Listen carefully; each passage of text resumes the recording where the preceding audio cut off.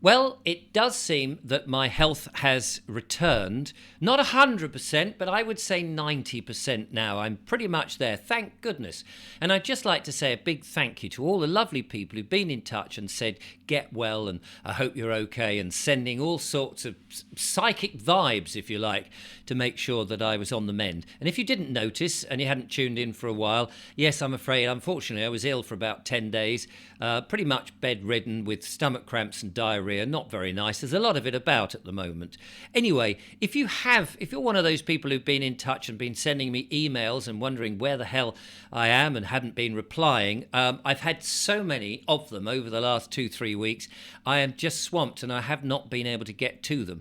So I'm afraid to say what I'm doing now is I'm just having to get rid of those and saying, if you'd like to email me again, I will do my very best to get in touch. As you can imagine, with a channel this size now, and I never expected it to grow this big, then there's been a lot of correspondence, and for one person on his own, it's very difficult. Anyway, having said that and saying thank you very much, it's great to be back, and I will work my hardest to continue to bring out the content and the interviews. I've got a load of interviews to rearrange and probably put forward now in the new year, but all is well. Now, today, I wanted to talk about something that, of course, I've been thinking about whilst I've been on my sickbed, and that is unity. There's a lot of groups and societies, gatherings, if you like, stand in the park movements, whatever you might call them, of sovereign people, truthers and freedom people. And they've all, WhatsApp groups and Telegram groups and all these sort of different people that are doing within their own sphere, locally, mostly, very libertarian, which is fantastic, helping one another in small little groups and societies. Some of them doing lawful stuff and unlawful stuff, some of them doing food things and organic gatherings and arranging for food collections and all these sort of things, and helping one another. But all these groups do seem to be all over the place, these little hubs of people isolated doing their things. Now, of course, they've got their nuanced ways of doing things, and that's absolutely good. And of course, no doubt there are some egos in there who say, well, we do it our own particular way. We're not really keen on that person or that group's way of operating. We like this. This is our ethos. This is our policies, if you like, and all of that. And it's great. I believe in localism. I believe in small, and I believe absolutely in independent, which is why I keep harping on about the independent family-run shops that we need to bring back, the local farmers, small local seasonal farmers growing local organic food, and all of these things that we know is good and we know is essential for healthy communities. Small and grassroots is the way that we are going to win this tyrannical situation that we're in. And it is definitely we've seen the experiment of a one-way system, the one world government system. We've seen that work. I mean, we only have to look at the nonsense that is government at the moment and look at these anti-human policies that they're pushing out to us to realise, of course, that this is a nonsense, that this we've turned into a corporate Britain which is there to keep people down, the men and women of this country, keep them down. And we've seen absolutely time after time fraud going on all the time. There's policies in which there is no victim.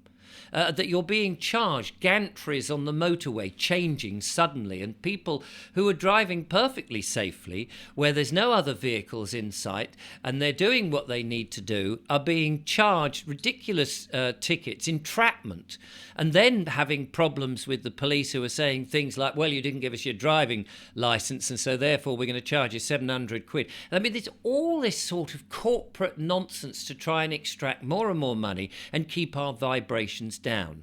And we know that actually the government in and of itself is being lent on by these other think tank organisations like the WEF and the WHO, who are really only also the puppets being run by further back things like the Luciferians or the subterranean Frankists or whatever they call themselves, the Bilderberg Group, the Bank of International Settlements, the Club of Rome, all these weird and nefarious people people, the Freemasons, and all of these groups, the dark forces, the perpetrators of the concept that there is a man-made global warming scenario, and that people need to take a certain medical intervention. People are beginning to wake up to all of this. We know that these people, these perpetrators of all of this, who are leaning on the government and forcing all these anti-human policies upon us, so that we have the unnecessary 5G, which is radiating. Nobody actually knows really what the effect of that 5G is going to be in 20 years' time on a population. We know what microwaves can do, and we know that they are caged so that they're supposed to be helpful and safe. But imagine your street full of microwaves radiating down at you and causing you all sorts of radiation. We know that can't be good for you. And we also know that the people who put in the 5G themselves and the government actually have no idea who's liable if somebody has and can prove that they've got radiation damage. Where's the insurance that is actually insuring these things? Anyway, we know that these things are coming down at us. The surveillance, as I said, we know the supermarkets are full of highly processed food that's actually not good for us. We know that the so-called fresh fruit in the supermarkets is covered in all sorts of stuff that is there to make sure that it looks nice but contains no nutrients and minerals and vitamins and things that are good for us. We know that the food prices have kept down artificially low so that we shop in those places. We know that also that geoengineering is going on in the sky. I mean, here's an irony for you. Here's an irony. We're told that because of this nonsense of man-made global warming, that we need to have a net zero policy, that everything has to be clean and safe. And yet we have this weird situation in which we're being told, oh, everything has to go onto electricity. Okay, so we all go onto electricity, but don't worry, we've got this sort of green energy. We can have energy from the sun with solar panels. We'll have swathes of solar panels all over the place. Well, that sounds great idea. Only the fact that, of course, then there's geoengineering going on in the sky, so that they're dimming the sky so the sun can't even get down to the solar panels to generate the electricity that we've been told that we're forced to have. Because if we have any alternative, apparently, it's going to sort of zap the planet into some awful situation. Well, we know this is nonsense, don't we? We're not stupid. People are beginning to awaken to this nonsense. They are aware that this is all a scam. And we have these wonderful groups, these truthers, these sovereign people, these stand in the park, these freedom hubs, doing their stuff to try and educate the big mass members of the public who have perhaps not taken much notice, who have been so busy trying to just pay their way in an anti-human society.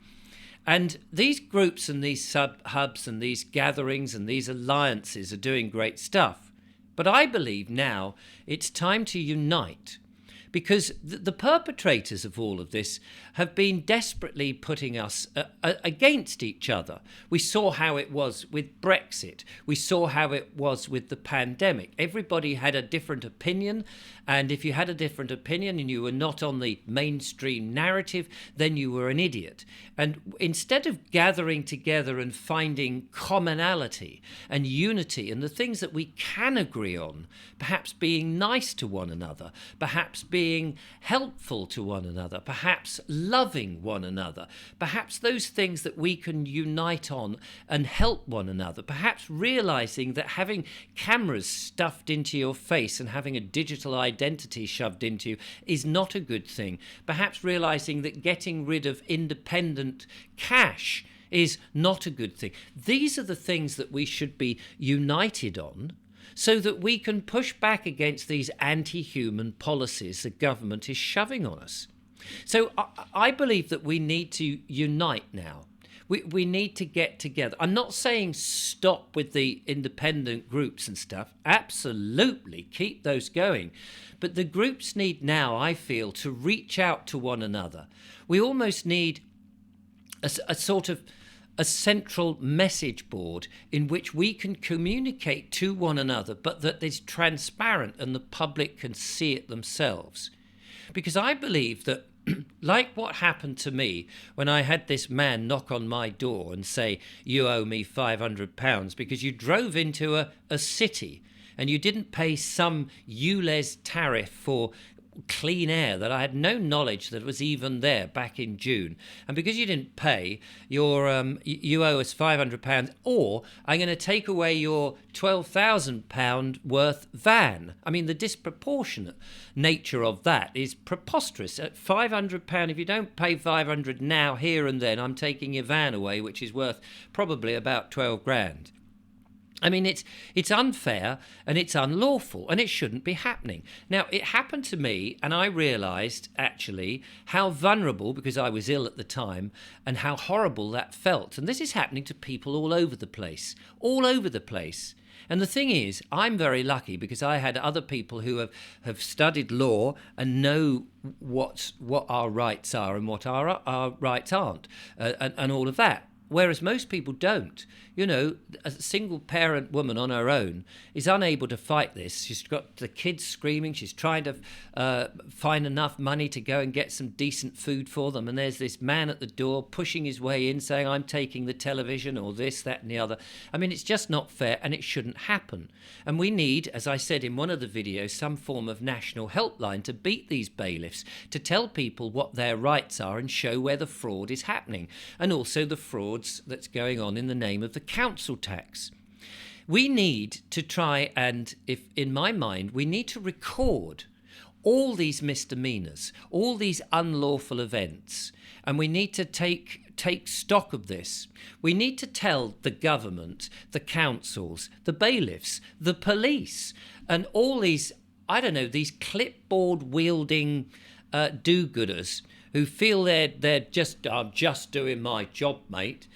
We need to say, look, we're putting you on notice. We, the people, are gathered together and we are putting you on notice. We're recording everything. Every time that you bang on the door and demand money with menaces that is unlawful, you don't actually have a warrant or you don't have a court order from a magistrate's court, not a court that's been dreamt up, say, from the council, which is a fraudulent pretend piece of paper. Every time there is something that is unlawful or illegal, we should be making a note of all those details, because one day, we the people will have our own Nuremberg. We need to tell them we're putting you on notice, that everything that you do against us, the bashing down of our doors and putting smart meters on our walls, when we don't want them. We don't want these smart meters. If you force that upon us because of some strange legislation based on a myth of man-made global warming that we've not actually asked for, we're making a note of that. We're getting the names, the individual names of those people who do it. And we're going to record all this, put it on a central message board so that not only can the public see it, but so can the councils, the government and the bailiffs. They'll see their name in lights. Yes, mate, we've recorded your unlawful actions. We've recorded your unlawful policies. We've recorded the names of the policemen who have sided on the policy and not doing what they ought to be doing when they swear their oath on as a constable and being in common law, helping people, the men and women of this land. So I'm calling out to all those groups, the sovereign people, the truthers, the freedom people, the food people, all the people who are probably members of, who are watching this in your stand in the park. Reach out to each and every other group across. I know you do your own thing, but we need to get some form of unity. Now, I know people will say, oh, but this has been tried, Richard. It's been tried before. People have done it. But this is what the perpetrators want.